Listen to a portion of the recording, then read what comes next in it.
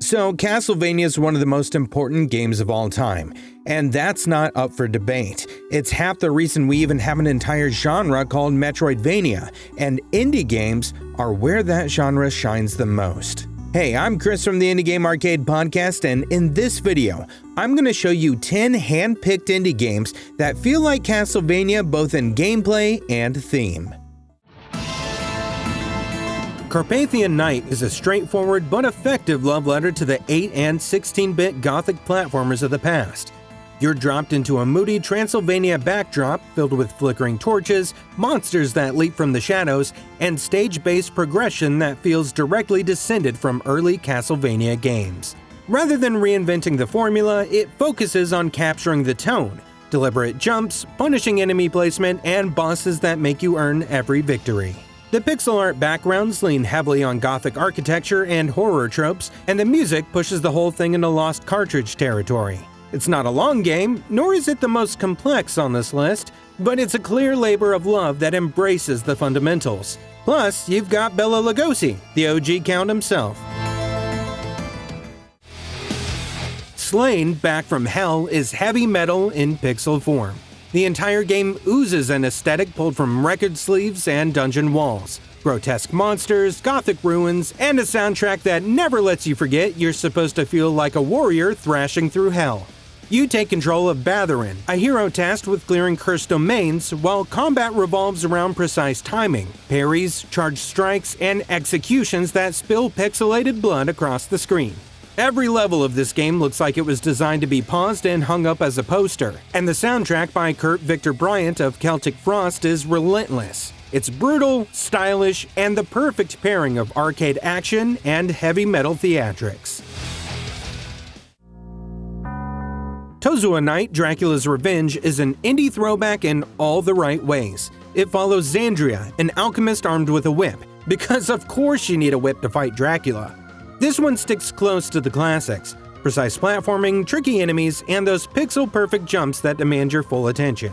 The visuals and soundtrack wear their inspiration proudly, but there's heart here too. It's not exactly reinventing anything, it's just doing the fundamentals really well. And sometimes that's exactly what you want. It's short, sweet, and very easy on the wallet as well. Odallus: The Dark Call from Joy Masher is like digging up an old NES cartridge and realizing it had aged better than you thought. You play as Haggis, a grizzled warrior with a sword, a mission, and no patience for demonic nonsense. The gameplay strikes a balance between deliberate platforming and patient combat. Enemies punish button mashing, bosses demand observation, and secrets reward players who treat every corner with suspicion. While it nails the NES-inspired look, it still feels modern in pacing and design. Odallus isn't just retro for nostalgia's sake, it's a well-crafted throwback that feels like it could stand alongside the classics that inspired it. In Gal Guardian's Demon Purge from Inti Creates, you control twin sisters, each with unique abilities and the option to swap between them, creating a natural flow in combat and platforming. Levels are structured like a traditional Castlevania, linear stages with big theatrical boss fights, but the added layer of character swapping keeps encounters dynamic. The presentation is equally polished. Bright, detailed pixel art gives each stage personality, and bosses lean hard into spectacle. While some players may find the anime-inspired tone a departure from the usually grim gothic fare, it's a welcome change of pace in a genre often dominated by oppressive atmospheres. Gal Guardians manages to feel both playful and challenging, showing how the formula can evolve without losing its roots. Deedlit in Wonder Labyrinth is a standalone adventure and companion piece to the long-running Lodoss War series. You play as Deedlit, an elf warrior navigating a dreamlike labyrinth, while the gameplay mixes traditional Metroidvania exploration with a clever elemental system. Switching between spirits grants new abilities and immunities, adding depth to both combat and traversal. The sprite work is incredibly detailed, with animations that feel fluid and environments that capture the wonder of high fantasy. Boss fights are varied and rewarding, forcing you to swap elements and adapt strategies on the fly. And even if you've never touched the Lodoss War franchise, the game still works as a tight, satisfying experience on its own, from a developer in Team Ladybug, which knows how to make short and concise platformers. In Momodora, Reverie Under the Moonlight, you play as Kaho, a priestess fighting to stop a spreading curse that's consuming her homeland. The story reveals itself in fragments, leaving space for mystery and melancholy.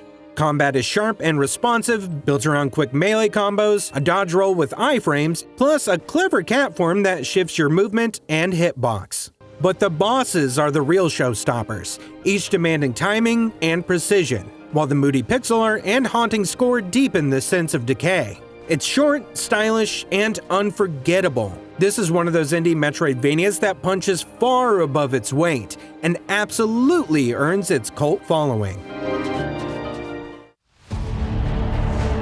The Last Faith has been called a Souls-like Castlevania, and that's honestly an accurate description. It blends deliberate, stamina-based combat with gothic exploration, creating a game that feels punishing but rewarding. You play as Eric, navigating a cursed city filled with monstrous foes and cryptic encounters, and the combat emphasizes timing, dodges, and punishing counterattacks. Visually, it's one of the most striking games on this list. The pixel art leans heavily into the Baroque, and the environments are packed with grim detail.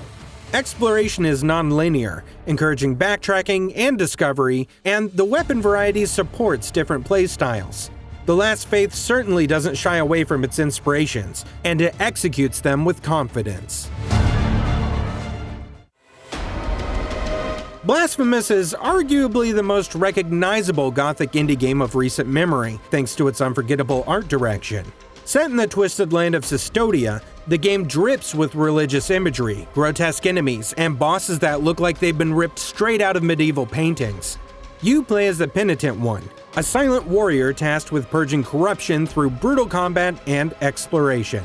Mechanically, it's a Metroidvania with heavy melee combat and a steady drip of upgrades, but its true strength is its atmosphere.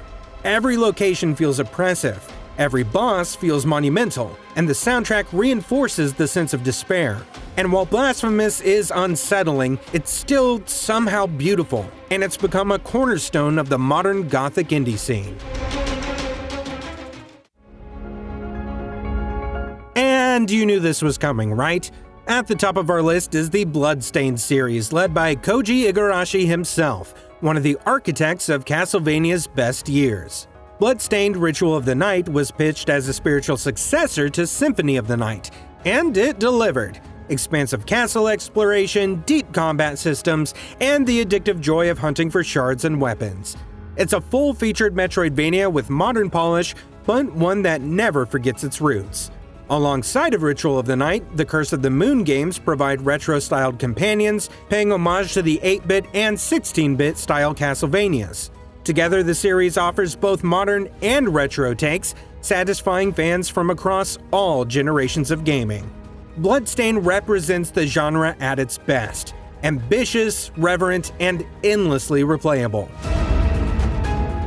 Every time I make a video like this, it's always difficult for me to choose a number one because all of these indie games are worth your time. But the pedigree of Koji Igarashi with Bloodstained certainly didn't hurt this time. Real quick, if you want weekly updates on all the latest and greatest indie games, then go check out my podcast, Indie Game Arcade. But most importantly, keep supporting indie game devs, and I'll be back soon with another list of the best indie games.